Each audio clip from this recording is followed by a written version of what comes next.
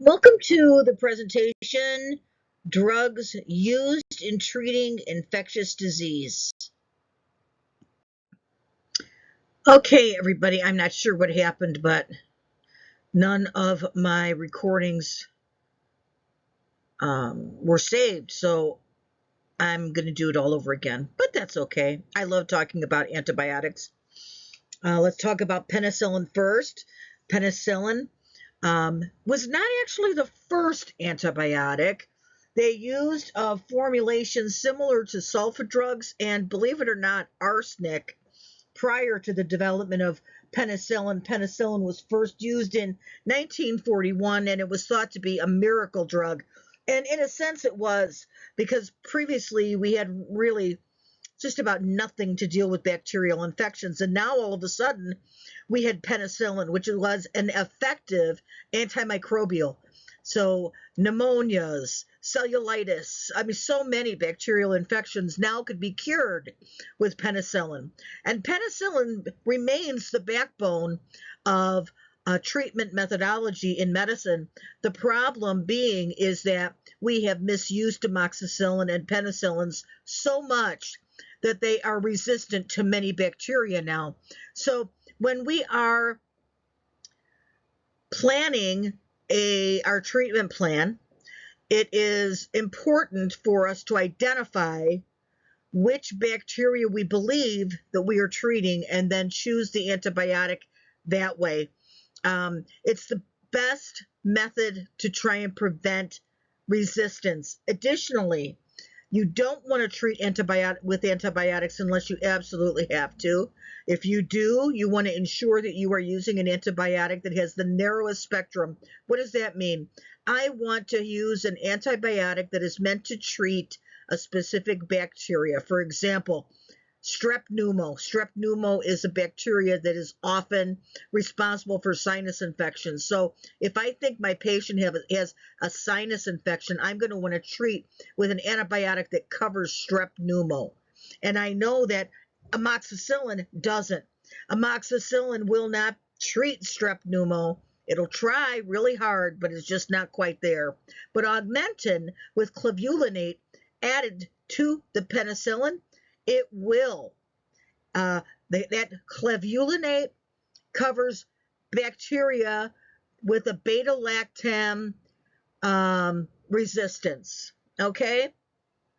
So let's talk a little bit about the pharmacodynetics, that scientific stuff that we need to know, which is important. How does penicillin work? And each antibiotic works differently. You just don't take them and it eradicates the bacteria. It eradicates it in a specific methodology, whether it interrupts DNA synthesis or prevents the cell wall from closing. They all have a specific methodology for function. So let's talk about penicillin. Penicillin inhibits cell wall synthesis. It binds to the active site of penicillin binding proteins and inhibits the transpeptidation reaction. So it halts peptide diglycan synthesis and it causes the cell to die. It's bactericidal only, kills actively growing cells. And resistance mechanisms of penicillin, inactivation by beta-lactamase. So that if beta-lactamase is present, penicillin isn't going to work well. Now, let's see if we can find a explanation that is a little easier to understand. So penicillin and other antibiotics in the beta-lactam family contain a characteristic of four-membered beta-lactam ring. Penicillin kills bacteria through binding of the beta-lactam ring to DD transpeptidase, inhibiting its cross-linking activity and preventing new cell formation. Okay. So you want to remember that the bactericidal activity in amoxicillin is related to the inhibition of cell wall synthesis. So it interrupts with that cell wall synthesis and the cell dies. Okay, so that's how it attacks bacteria. Now, let's talk about precautions and contraindications. Now, of course, contraindication for penicillin is an allergy, right? Allergic to penicillin. And I see that on so many charts, and I ask the patient, what was your reaction? Most of them have no clue, or I was a baby. Some people will say, well, my mother's allergic, so I don't take it. Oh my gosh, drives me insane. I did my dissertation on antibiotics and antibiotic stewardship. I'm quite passionate about this topic. And the literature states that 75% of all people who state that they are allergic to penicillin are indeed not allergic to penicillin. And there actually is a skin test that you can take that will determine whether or not you are allergic to penicillin. Now, why do I care about this? I care about this because remember, I want to use the most narrow spectrum of drug to treat my bacterial infection. And penicillins are not being used to treat those infections. More broad spectrum drugs like ceftonir, which is a cephalosporin, and the fluoroquinolones are being used when those are the big guns. You want to pull those out when we have tried these and it's not been successful. Okay, so okay, uh, what can I treat with penicillin? Blah, my head. All right, well, I know that the literature supports that there is no documented case of resistance with penicillin against streptococci. So strep throat, which is so common, I see it every day in the office, is not resistant. We treat it with amoxicillin. And so with the adult, I'm going to treat it with 500 milligrams of amoxicillin twice a day for 10 days.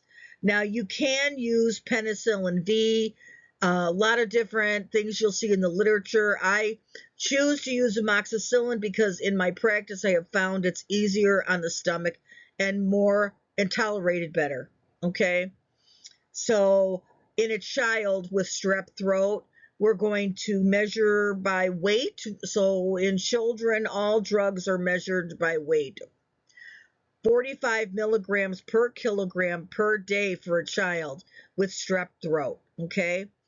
And we cannot go over 875 milligrams twice a day in a child. That's our maximum dose, all right?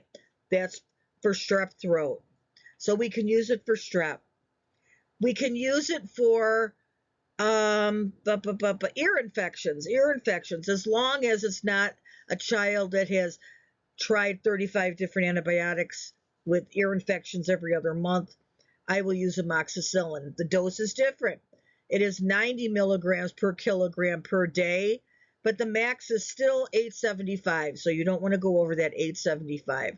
What does that mean? You adjust the dose. So if you have a larger child and it comes out that their dose should be 1,050 milligrams a day, you bring that back and change it to 875 a day.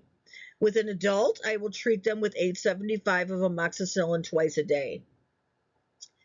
Let's see, what else can we treat? I really kind of stick with those two things, although there is some literature that supports that you can treat sinus infections with high dose amoxicillin, and that's 1,000 milligrams twice a day for 10 days. I choose to follow the American Society of Infectious Disease, and the American Society of Infectious Disease states that the treatment for sinus infection is 875 milligrams of augmentin twice a day for 7 days. Okay. So now, what if I have a child who has an ear infection and doesn't respond to amoxicillin? I will go to augmentin because now we may be dealing with a beta-lactam issue. So I'll go to augmentin. And then after that, I'll go to a cephalosporin. So there's a regular level, I guess, of medication that you would use.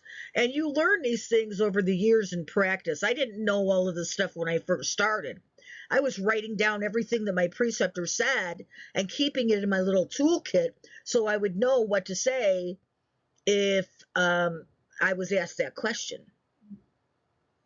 So we want to teach the patient it's important to take the medication on time. It works better if you take it at 12-hour intervals. Take it with food because it can cause some stomach upset. I advise all of my patients on antibiotics to take probiotics because antibiotics cannot differentiate good from bad bacteria, and so it kills it all. The only stipulation with probiotics is they must be taken 2 hours before or 2 hours after an antibiotic, or else it sees the probiotic as bacteria and the antibiotic will kill it too. So some things to monitor. Another thing is allergic reaction. And this allergic reaction can happen on day 1 or day 9 of treatment. Typically in penicillin allergy, when they first get an allergy, it's going to be a rash. And it can be very sticky. That's why I'm a big proponent for skin testing, because kids can develop a viral rash when they've been sick, or they develop all sorts of rashes when they're sick. And it doesn't mean that they're allergic to amoxicillin, but now we've got it in their chart that they are allergic to amoxicillin. So I don't want to give them amoxicillin again until they've been tested to determine that they are not indeed allergic to it.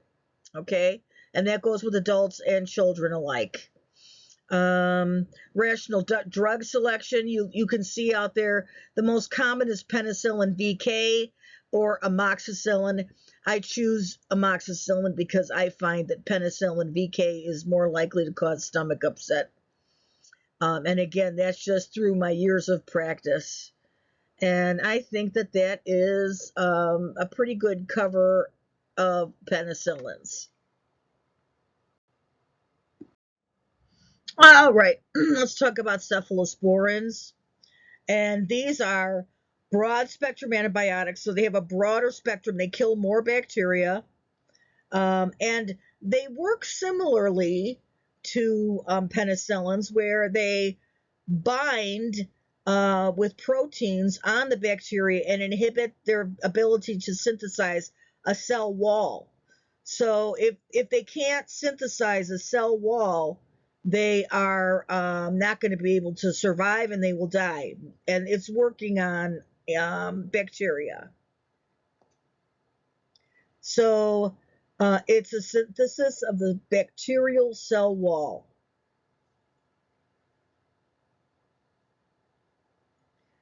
Now, with cephalosporins, they are like, I say that they're amoxicillin's cousins.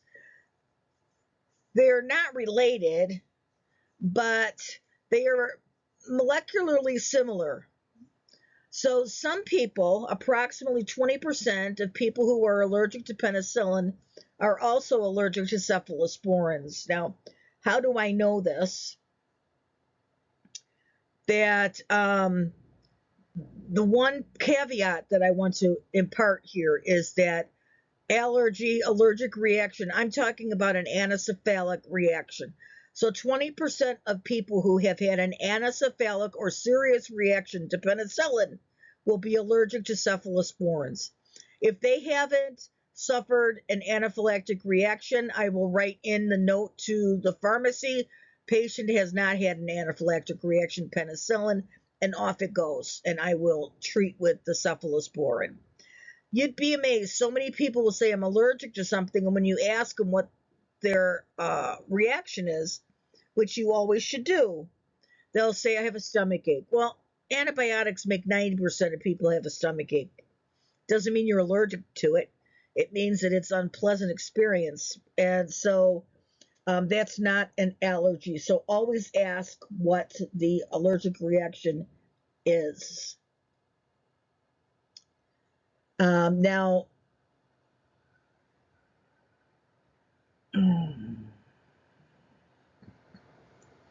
all right, so what bacteria are we going to take care of with cephalosporins?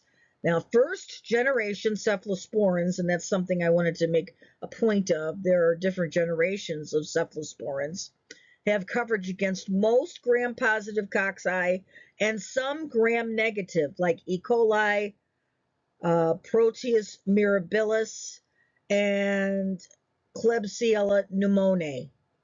Second generation cephalosporins have coverage against H. flu, MCAT, and Bacteroides. So remember, if you're targeting a bacteria, you need to know which one you want to use, right?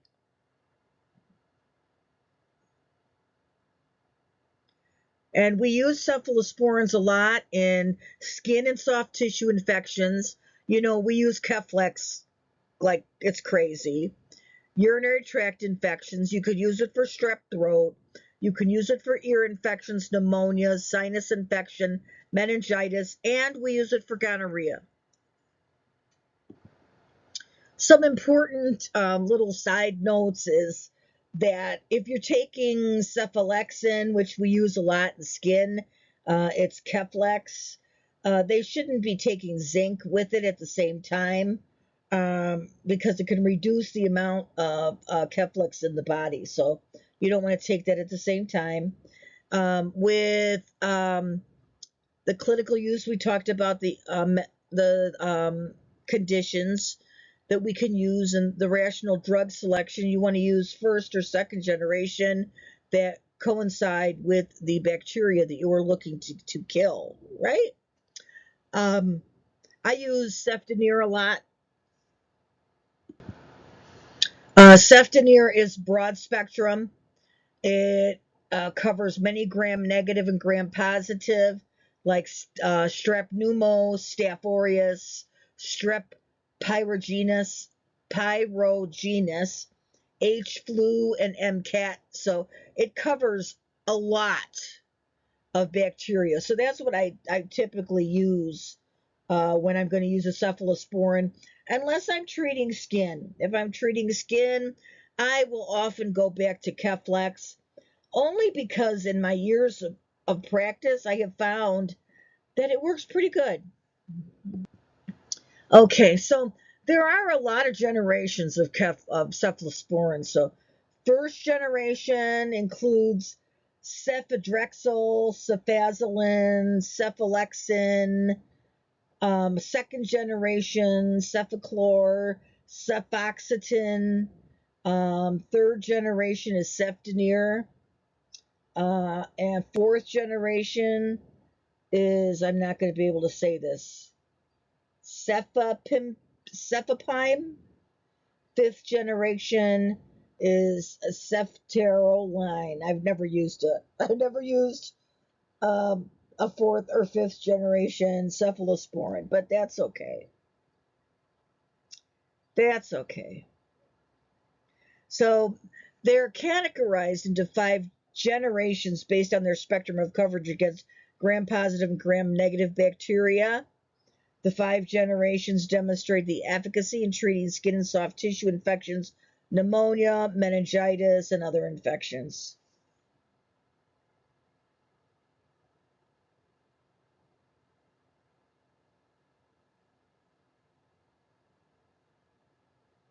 So I typically have used, Keflex is a first generation, Ceftin is a second generation, and Ceftonir is a third generation.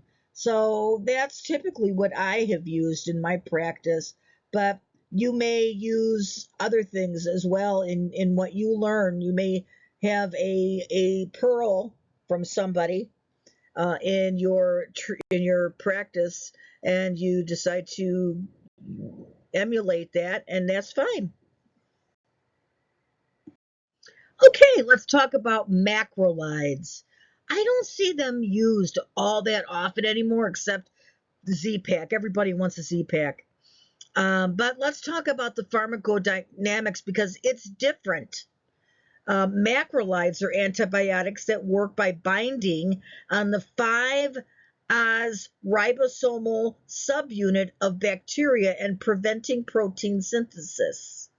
So, and this binding action is reversible and is thought to occur at the P site on the ribosome. So remember that. This is the other two were cell wall synthesis, right? This one is prevents protein synthesis. So it's a totally different mechanism of action, which I think is interesting. Macrolides are typically, they're broad spectrum, and it's similar.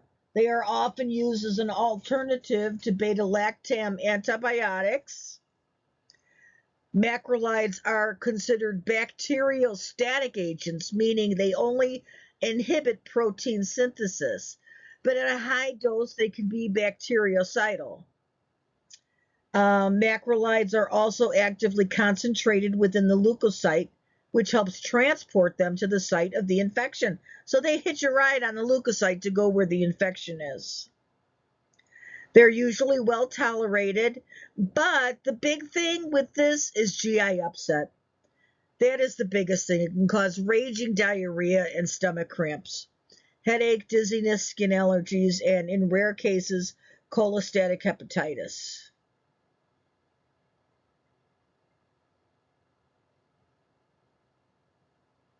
So we've got the erythromycin and azithromycin. Those are the most common. And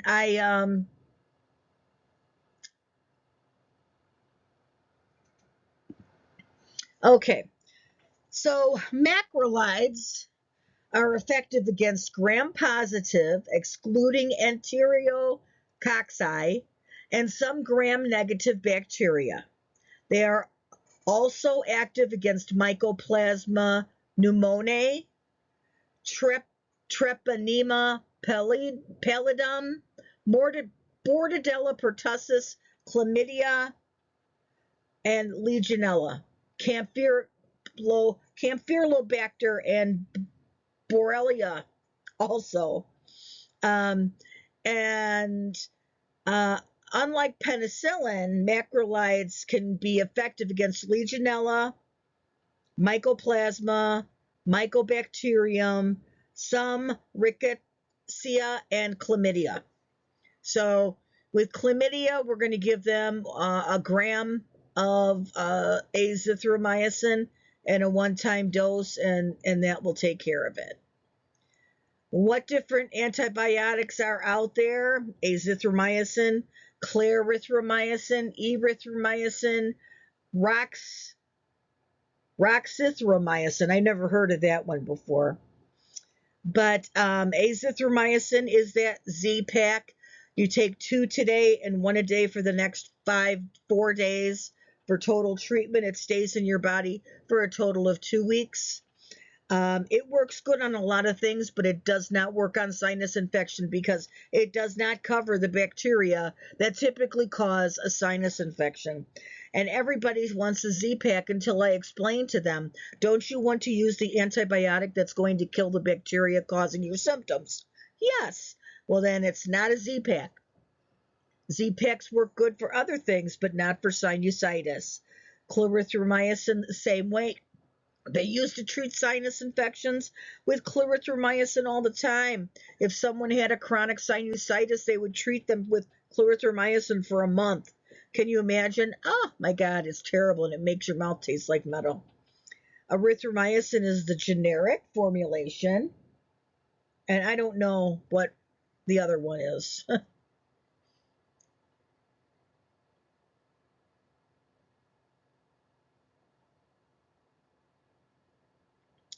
So we want to advise our patients that um, they may have stomach upset, take a probiotic, lots of fluids, all of that stuff in their education. There aren't a lot of allergic reactions to it, but some people there is a small population of people who are allergic to macrolides, so we would need to advise them to to be on the outlook or the lookout for that. And now the one caveat, if you have a patient that is allergic to penicillin and presents with strep, okay, the dosing is different. All right. So normally with a child, the dose of Zithromax for a child is 10 milligrams per kilogram day 1, 5 milligram per kilogram day 2 through 5, with a maximum dose of 500, right? With strep, it's different. It's 12 milligrams per kilogram per day times 5 days. So they take 5 days of the same dose with a max dose of 500. With adults who have strep, it is 500 milligrams a day for 5 days. That's the dose it needs to be to kill the strep. All right? And it's interesting when you are in practice, you may do things totally different, but you want to follow the standards of practice. You want to follow the established guidelines and protocols of antibiotic administration in the organization that you work for, and those that have been dictated by the professional organizations that represent us. All right, let's talk about fluoroquinolones. These are the big guns. I only use these in previous treatment failure. And in fact, I haven't prescribed a fluoroquinolone in a long time. I think it's probably been over a year. I haven't had to. But the mechanism of action is it targets DNA gyrase and topoimerase I4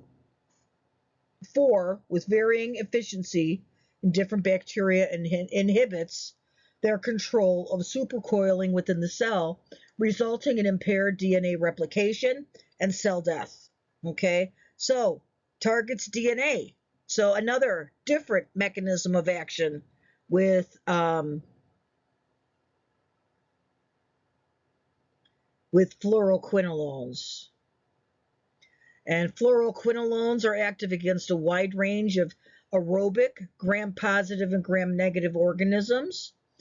Staphylococci, strep, pneumo, enterococcus, listeria, nocardia species.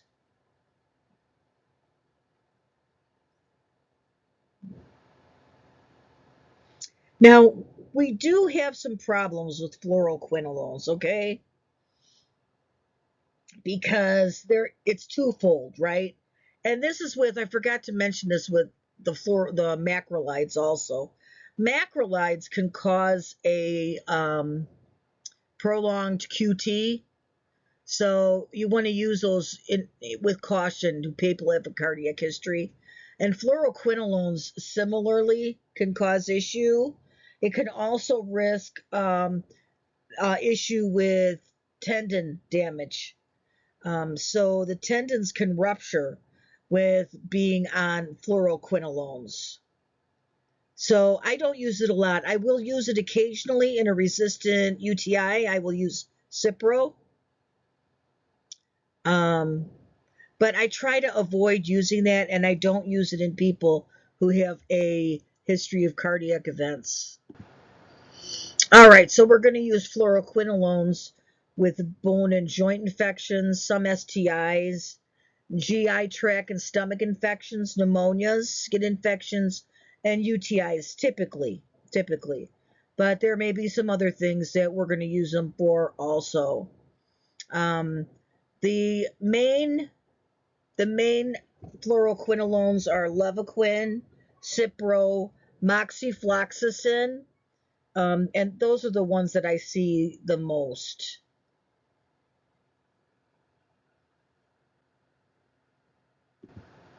With fluoroquinolones, you can have a decreased absorption of it when it's taken with iron supplements and acids and medications like Carafate. And so you may need to adjust the dosage. There's also a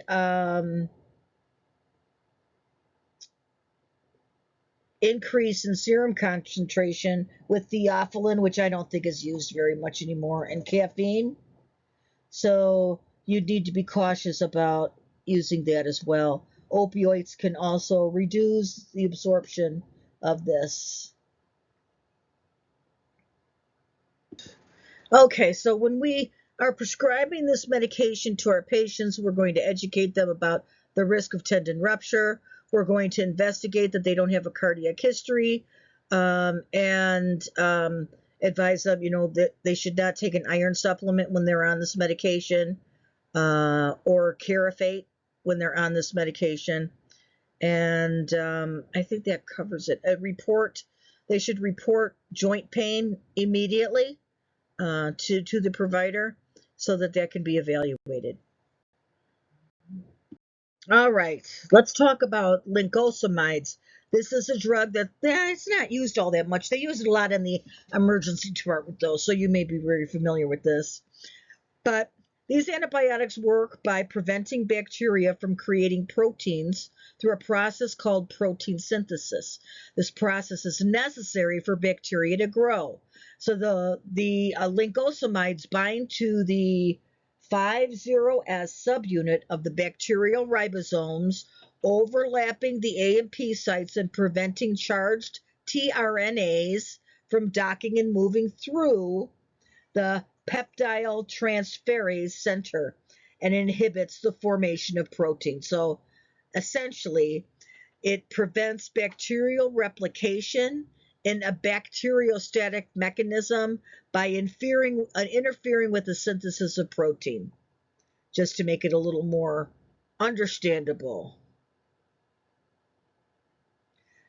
Examples are clindamycin, clindamycin, lincomycin, and there's another one, but it isn't. It says it's used in cattle, not in humans, so we don't care about that one. Clindamycin, I use this typically on skin stuff, like a cellulitis that I have. So I use that typically for that.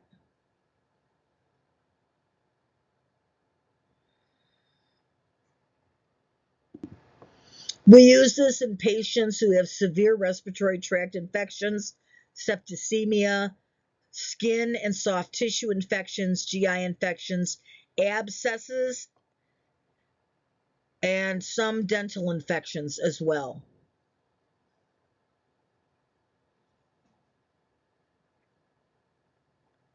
Side effects: nausea, diarrhea, hives, abdominal pain. They can also get heart pain, joint swelling, kidney issues. But the biggest thing with clindamycin, and you're going to know it, right, is bad diarrhea that results in C. diff. So you have to advise your patients that if they develop diarrhea, you need to be made aware of it ASAP, because we don't want them ending up with C. diff.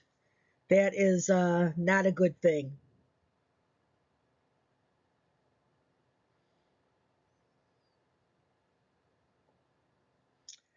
You don't want to use this drug in patients who have a GI disease like colitis.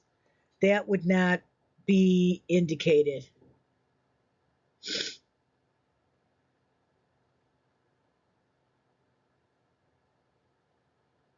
And I've taken, because I'm allergic to a lot of medications, I've taken clindamycin by the bucketfuls. It's never made me sick. It's never given me any GI upset. All right, so I think that sums that up. All right, here we have the sulfonamides. Sulfonamides. My brain's not thinking properly today. But anyway, half of these medical terms are impossible to say anyway. But all right, let's look at this. The sulfa drugs. They inhibit multiplication of bacteria by acting as competitive inhibitors of the p-aminobenzoic acid in the folic acid metabolism cycle. Interesting, right? So it is a competition between the bacteria, and they win so that the bacteria doesn't win. All right. Most sulfas are absorbed after oral administration well, and here's another pharmacokinetic, which I think is a little more understandable here. They act by blocking the synthesis of folic acid, which is a vitamin that helps make DNA and red blood cells. This stops the bacteria from being able to reproduce, so it's considered bacteriostatic. So it's not a bactericide, that's a bacteriostatic. Interesting.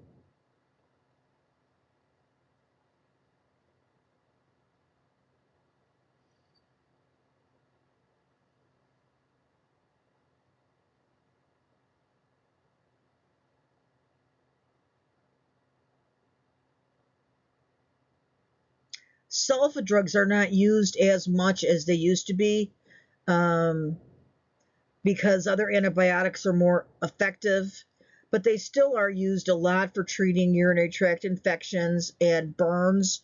They can be used in treating sinus infections as well. I have had a patient who once said that's the only thing that worked for him. Uh, Allergic reactions to sulfa drugs are not uncommon. And typically it is a bad rash, and it can be a bad rash. So definitely, if you develop a bad rash, you want to stay off of it.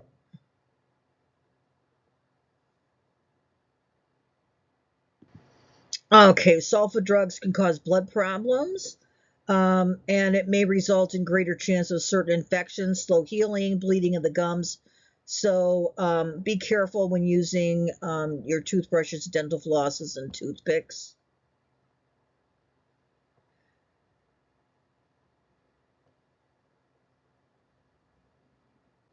The other thing with sulfa drugs is the patient must be educated to use sunscreen and protective clothing, because they are going to burn bad if they don't. If they're not protected, they're going to get an outrageous sunburn.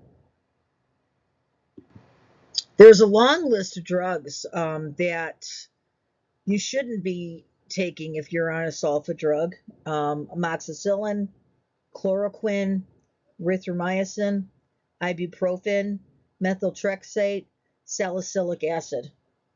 So you want to avoid those things if you're on a sulfa medication. Okay, tetracyclines. Tetracyclines are an old drug, but we're using them a lot more these days. Um, for example, if a patient is allergic to penicillin and they have a sinus infection, the first line drug of choice is doxycycline, which is a tetracycline. So something to remember: doxycycline, 200 milligrams twice a day for 10 days for sinus infections if allergic to augmentin.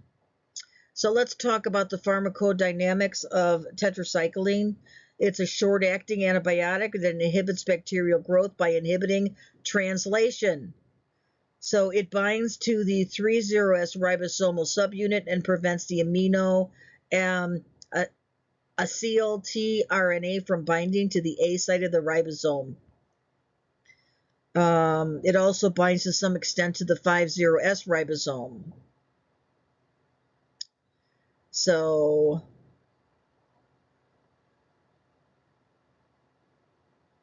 it stops growth of bacteria by allosterically binding to the 30S prokaryotic ribosomal unit during protein synthesis. Tetracycline is used to treat infections caused by bacteria like pneumonia, respiratory tract infection, infections of the eye, skin, lymphatic, intestinal, genital, and urinary symptoms, other infections that are spread by ticks, lice, mites, and infected animals.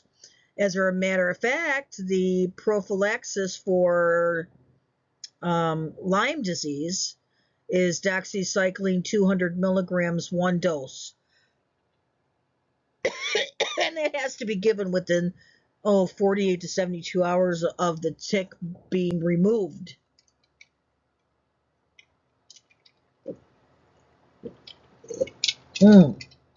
Now, I used to prophylactic everybody that would come in with a tick bite. Now the literature says no, not to. And I feel kind of odd about that because I don't want them to get Lyme disease. But that's what the literature shows now.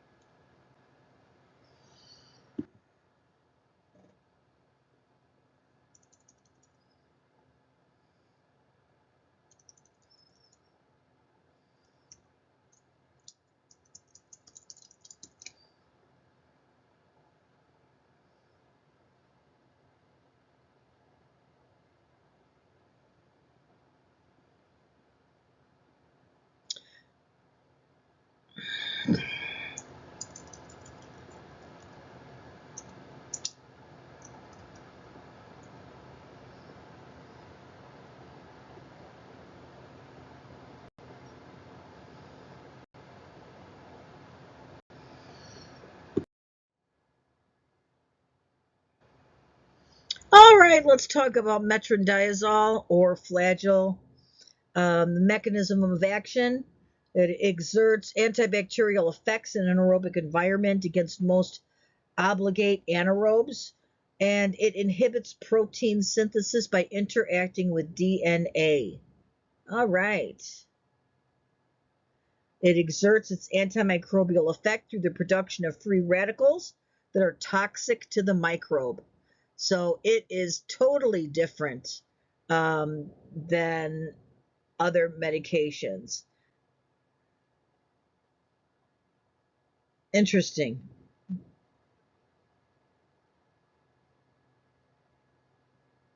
And this works on bacteria, and we also use this for parasites as well. When taking this medication, you want to avoid alcohol. Now, we use this to treat bacterial vaginosis all the time. And bacterial vaginosis is not a sexually transmitted disease, it is a fungal infection. It causes a greenish, watery discharge that smells really bad. It smells like fish. Okay, and so when I treat my patients, I really have to stress to them to avoid alcohol at all costs. Because if you drink on this, you are going to be sick, sick, sick. And you should avoid alcohol for at least 3 days after you've completed the medication. You want to advise your patient to check with your healthcare provider right away if you notice any blistering or peeling of the skin, red lesions, skin rash, sores, or ulcers.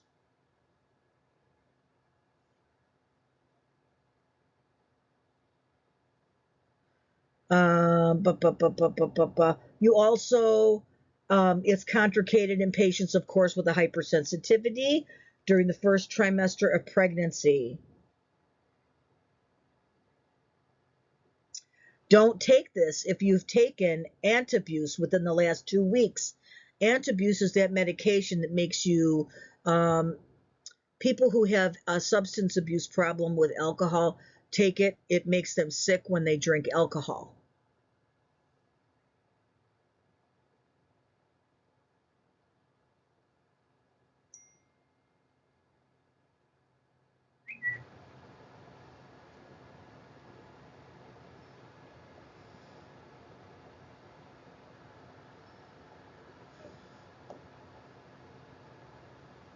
Side effects can be diarrhea, dizziness, headache, and nausea, which pretty much happens.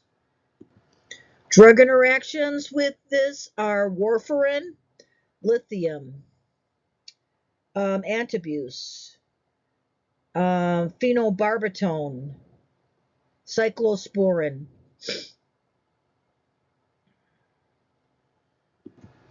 All right, so we use this to treat intestinal amoebas, liver amoebas, bacterial septicemia, bone and joint infections, meningitis, brain abscess, endocarditis, endometritis, bacterial vaginosis, intra-abdominal infections, lower respiratory tract infections, skin structure infections, and surgical prophylaxis for colorectal surgeries. Interesting. I've never considered using it for a skin infection, but it said it is commonly used to treat skin infections, rosacea, and mouth infections. Interesting.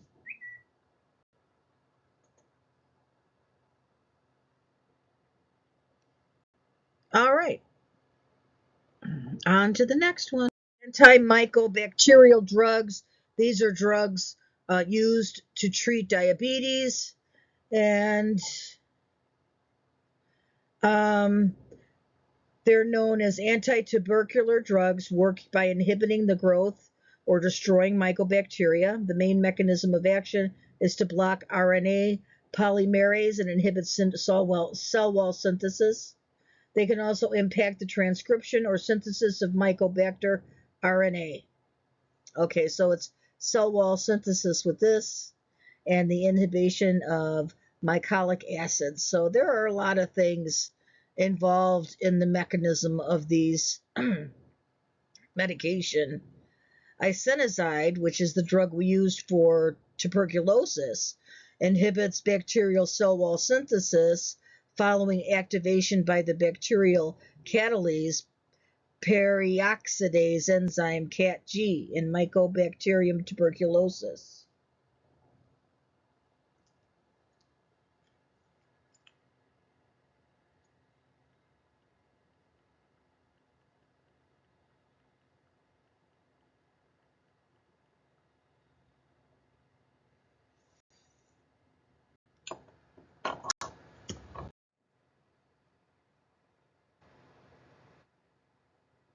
Okay, antivirals, pharmacodynamics. They treat viral infections by suppressing a virus's ability to infect and multiply in cells. And they do this a lot of different ways. They block receptors, they boost the immune system, inhibit DNA synthesis, prevent replication, prevent protein synthesis, prevent assembly of new infectious virions. Different antiviral drugs, interferons, amantadine, anti-metabolites, and I like to say when I am explaining it to a patient that antivirals prevent the virus from replicating itself. So when you are invaded with the virus, you start out with one, then two, three, four, five, six, right? It goes up and up. Well, when you have this on board, it can't go to two, four, five, six because it prevents it from happening. And that's very simplified, but just a way of explaining it in layman's terms to a patient.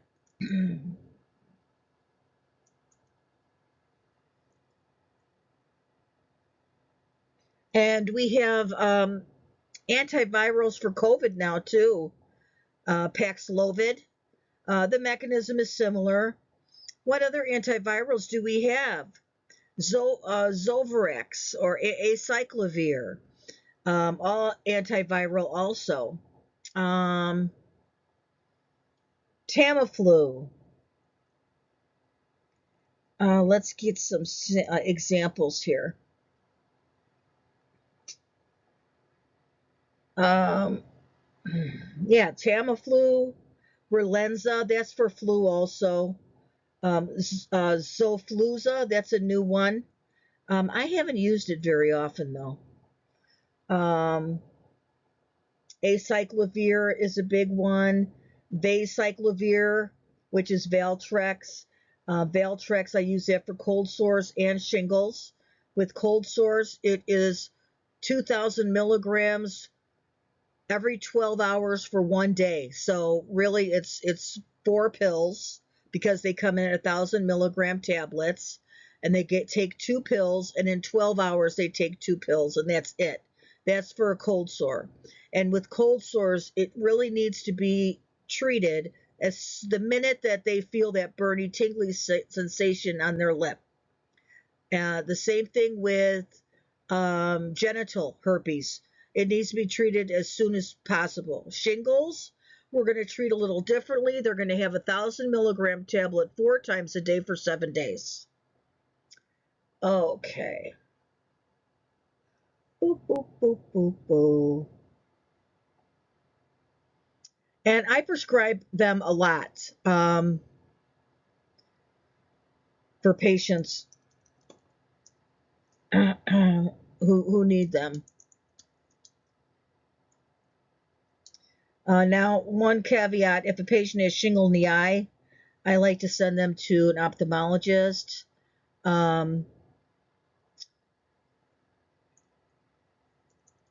And in the interim, I will get them on Valtrex, and I will also prescribe a cyclovir ointment to put on it. Some of the contraindications of antiviral drugs, renal impairment is a big one, pregnancy, lactation.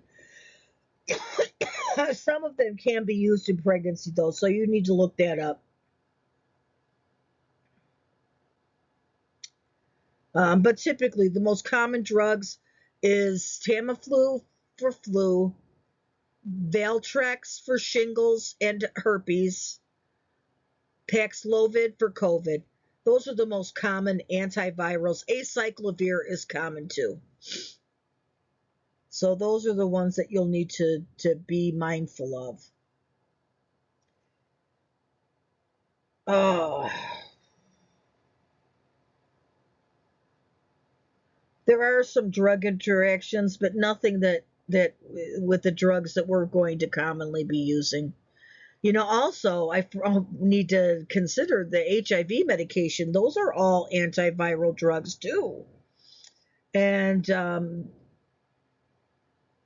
you need to be cautious with those because they can interact with a lot of drugs. Antihistamines, indigestion treatment, hormonal contraceptives, statins, calcium channel blockers, beta blockers, digoxin, opioids, and antacids. So you need to be careful with those. But the HIV medications are antivirals, right? All right, so I hope that this helps. And any questions, let me know. And hope you're doing good.